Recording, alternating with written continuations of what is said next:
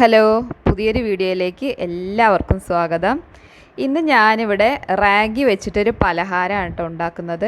നല്ല ടേസ്റ്റുള്ളൊരു നാടൻ പലഹാരമാണ്, എല്ലാവർക്കും ഇഷ്ടപ്പെടുന്നൊരു പലഹാരമാണ്. അപ്പോൾ അതിന് വേണ്ടിയിട്ട് ഞാനിവിടെ ഒരു ഗ്ലാസ് റാഗി നന്നായിട്ട് കഴുകി എടുത്തിട്ടുണ്ട്. ഇനി ഇതൊന്ന് അരച്ചെടുക്കണം. അപ്പോൾ അതിന് വേണ്ടിയിട്ടൊരു ജാർ എടുത്തിട്ടുണ്ട്, അതിലേക്ക് റാഗി ഇട്ട് കൊടുക്കുക. നമ്മൾ എത്രയാണോ നമ്മൾ പലഹാരം ഉണ്ടാക്കുന്നത് അതിനനുസരിച്ച് റാഗി എടുക്കുക കേട്ടോ. നമ്മൾ ഈ പൊടികൾ ഇടുമ്പോൾ റാഗിയുടെ അളവായിരിക്കണം കൂടുതൽ ഉണ്ടാവേണ്ടത്. അപ്പോൾ അതിനനുസരിച്ച് റാഗി എടുക്കുക. ഞാനിവിടെ ഒരു ഗ്ലാസ് റാഗി എടുത്തിട്ടുണ്ട്. എന്നിട്ടിത് അരയാൻ ആവശ്യമായിട്ടുള്ള വെള്ളം ഒഴിച്ചു കൊടുക്കുക. ഒരുപാട് വെള്ളം ആദ്യം തന്നെ ഒഴിച്ചു കൊടുക്കരുത്, അപ്പോൾ നന്നായിട്ട് അരഞ്ഞു കിട്ടില്ല. അപ്പോൾ കുറച്ച് വെള്ളം ഒഴിച്ചിട്ട് ഇത് നന്നായിട്ടൊന്ന് അരച്ചെടുക്കണം. അപ്പോൾ നന്നായിട്ട് അരഞ്ഞു കിട്ടണം. അപ്പോൾ അത് അരയ്ക്കുന്ന സമയം കൊണ്ട് നമുക്ക് ഇതിലേക്കുള്ളൊരു ശർക്കര പാനി തയ്യാറാക്കിയെടുക്കണം. അതിന് വേണ്ടിയിട്ട് ഒരു 3 അച്ച് ശർക്കര ഞാൻ എടുത്തിട്ടുണ്ട്. അതിലേക്ക് അര ഗ്ലാസ് വെള്ളം ഒഴിച്ചു കൊടുത്തിട്ടുണ്ട്. എന്നിട്ട് നന്നായിട്ടൊന്ന് തിളപ്പിച്ചെടുക്കണം. ഈ കല്ല് എന്തെങ്കിലും ഉണ്ടെങ്കിലൊക്കെ ഒന്ന് അരിച്ചെടുത്ത് വെക്കുക. അപ്പോൾ ഞാനിവിടെ റാഗി നന്നായിട്ട് അരച്ചെടുത്തിട്ടുണ്ട്. അതിലേക്ക് വീണ്ടും ഒരു ഗ്ലാസ് വെള്ളം കൂടി ഒഴിച്ചു കൊടുത്തിട്ട് നന്നായിട്ടൊന്ന് ഇളക്കിയെടുക്കുക. എന്നിട്ട് ഇതൊന്ന് അരിച്ചെടുക്കണം. ഞാൻ മുഴുവനായിട്ട് അങ്ങനെ ഒഴിക്കുകയല്ല, ഒന്നുണ്ട് അരിച്ചെടുത്തിട്ടാണ് ഞാനിത് പലഹാരം ഉണ്ടാക്കുന്നത്. എന്നിട്ട് നന്നായിട്ടൊന്ന് അരിച്ചെടുക്കുക. ഇനിയിപ്പോൾ നിങ്ങളുടെ കയ്യിൽ ഇങ്ങനെ മുഴുവനായിട്ട് റാഗി ഇല്ലയെന്നുണ്ടെങ്കിൽ റാഗി പൊടിയാണെങ്കിൽ അതുകൊണ്ട് ഇതേപോലെ ഉണ്ടാക്കാം കേട്ടോ.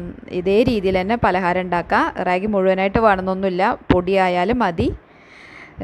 റാഗി ഉണ്ടായാൽ മാത്രം മതി കേട്ടോ. റാഗി ആകുമ്പോൾ ഒന്നുകൂടി നല്ല ടേസ്റ്റുമാണ്, നല്ല ഹെൽത്തി ആണല്ലോ. കുട്ടികൾക്കൊക്കെ ഇഷ്ടമല്ലാത്തവരുണ്ടെങ്കിൽ ഇതുപോലെയൊക്കെ ഒന്ന് പലഹാരം ഉണ്ടാക്കി കൊടുക്കുകയാണെങ്കിൽ അവർ നന്നായിട്ട് അത് കഴിക്കും കേട്ടോ.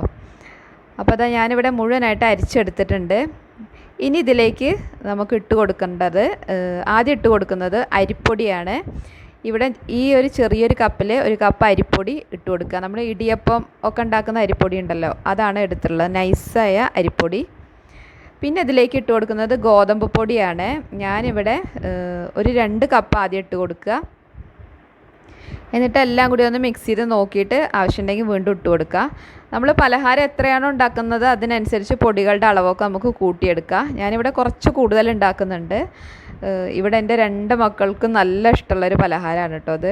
ഞാനിവിടെ 4 മണി ചായയുടെ കൂടെയാണ് ഇത് ഉണ്ടാക്കി കൊടുക്കുന്നത്. അപ്പോൾ അവർ ചൂടോടെ കിട്ടുകയാണെങ്കിൽ നന്നായിട്ട് അവർ കഴിക്കും. അപ്പോൾ ഞാൻ കുറച്ചധികം ഉണ്ടാക്കുന്നുണ്ട്. അപ്പോൾ ഇതിലേക്ക് ഞാനൊരു 3/4 ഗ്ലാസ് ഗോതമ്പ് പൊടിയും കൂടി ഇട്ട് കൊടുക്കുന്നുണ്ട് കേട്ടോ. അപ്പോൾ അതൊക്കെ നമ്മുടെ ഇഷ്ടത്തിനനുസരിച്ച് എടുക്കുക. അപ്പോൾ ഇത് നന്നായിട്ട് മിക്സ് ചെയ്ത് കൊടുക്കുക. അപ്പോൾ ഇതുപോലെ നന്നായിട്ട് പൊടികളെല്ലാം നന്നായിട്ട് മിക്സ് ചെയ്തെടുത്തിട്ടുണ്ട്. ഇനി ഇതിലേക്ക് നമ്മൾ തിളപ്പിച്ച് വെച്ച ശർക്കര പാനി ചൂടോടെ തന്നെ ഇതിലേക്ക് ഒഴിച്ചു കൊടുക്കുക. അപ്പോൾ മധുരമൊക്കെ നമ്മുടെ ഇഷ്ടത്തിനനുസരിച്ച് കൂട്ടും കുറയ്ക്കുകയൊക്കെ ചെയ്യുക. ഞാനിവിടെ ഒരു ലൈറ്റ് മധുരമാണ് കേട്ടോ, ഒരു ചെറിയൊരു മധുരമേ ഉള്ളൂ. ഞങ്ങൾക്ക് ഇവിടെ അത് പാകമാണ്. അപ്പോൾ നിങ്ങൾ കൂടുതൽ വേണമെങ്കിൽ അതിനനുസരിച്ച് ഇട്ട് കൊടുക്കണം, ഒഴിച്ചു കൊടുക്കണം. അപ്പോൾ നന്നായിട്ടിത് മിക്സ് ചെയ്ത് കൊടുക്കുക. അതുപോലെ നമ്മുടെ വീഡിയോ കണ്ടുകൊണ്ടിരിക്കുമ്പോൾ നിങ്ങൾക്ക് ഇഷ്ടപ്പെടുകയാണെങ്കിൽ സപ്പോർട്ട് ചെയ്യാൻ മറക്കരുത്. ഞാനിടുന്ന വീഡിയോസൊക്കെ നിങ്ങൾ ട്രൈ ചെയ്യുന്നുണ്ടാവുമെന്ന് വിചാരിക്കുന്നു. ഇല്ലാത്തവർ അതൊന്ന് ഉണ്ടാക്കി നോക്കുക, എന്നിട്ട് അഭിപ്രായമൊക്കെ പറയണം.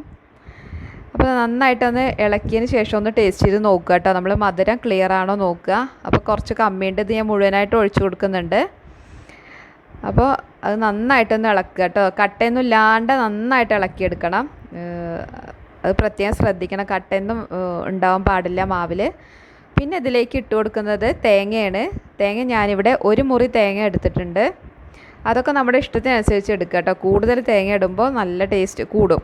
അപ്പോൾ ഞാനിവിടെ കുറച്ചധികം തന്നെ തേങ്ങ ഇട്ട് കൊടുത്തിട്ടുണ്ട്, 1 മുറി തേങ്ങ എടുത്തിട്ടുണ്ട്. പിന്നെ ഇതിലേക്ക് ഒരു നുള്ളു ഉപ്പിട്ട് കൊടുക്കുക. മധുരം ഒന്ന് ബാലൻസ് ചെയ്യാൻ വേണ്ടി മാത്രം ഒരു നുള്ളു ഉപ്പിട്ട് കൊടുക്കുക.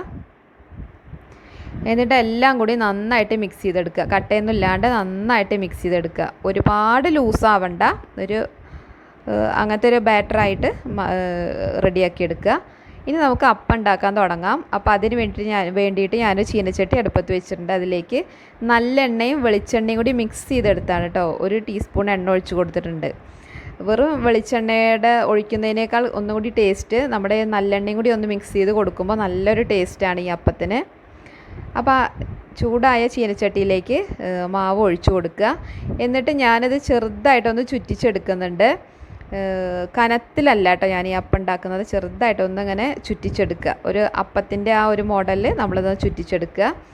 എന്നിട്ടൊരു മീഡിയം ഫ്ലെയിമിലിട്ടിട്ട് ഒന്ന് അടച്ചു വെച്ചിട്ട് ഒന്ന് വേവിക്കുക. 1-2 മിനിറ്റ് ആകുമ്പോഴേക്കും തന്നെ ഇതാവും. അപ്പോൾ കണ്ടില്ലേ, ഒരു വശം നന്നായിട്ട് ആയിട്ടുണ്ട്. ഇനി ഇത് നമുക്കിതൊന്ന് മറിച്ചിട്ട് കൊടുക്കണം, എന്നാലാണ് നന്നായിട്ടൊന്ന് മൊരിഞ്ഞ് കിട്ടുള്ളൂ. അപ്പോൾ ഒന്ന് മറിച്ചിട്ട് കൊടുക്കുക. നല്ല ടേസ്റ്റുള്ളൊരു പലഹാരമാണ് കേട്ടോ, എല്ലാവരും ഒന്ന് ഉണ്ടാക്കി നോക്കണം. അതുപോലെ 4 മണിക്കൊക്കെ കുട്ടികൾക്ക് ഇഷ്ടമില്ലാത്തവരുണ്ടെങ്കിൽ, റാഗിയൊക്കെ ഇഷ്ടമില്ലാത്ത കുട്ടികളാണെങ്കിൽ ഇതുപോലെ എല്ലാം കൂടി മിക്സ് ചെയ്തിട്ട് ഇതുപോലെ അപ്പം ഉണ്ടാക്കി കൊടുക്കുകയാണെങ്കിൽ അവർ നല്ല ടേസ്റ്റിൽ തന്നെ കഴിക്കും. അപ്പോൾ അതാ ഇത്രയേ ഉള്ളൂ, നമ്മുടെ അടിപൊളി ഹെൽത്തിയായ റാഗി കൊണ്ടുള്ള അപ്പം ഇവിടെ റെഡി ആയിട്ടുണ്ട്. എല്ലാവരും ട്രൈ ചെയ്ത് നോക്കുക, എന്നിട്ട് അഭിപ്രായമൊക്കെ പറയുക. നല്ല സോഫ്റ്റായ അപ്പമാണ് കേട്ടോ.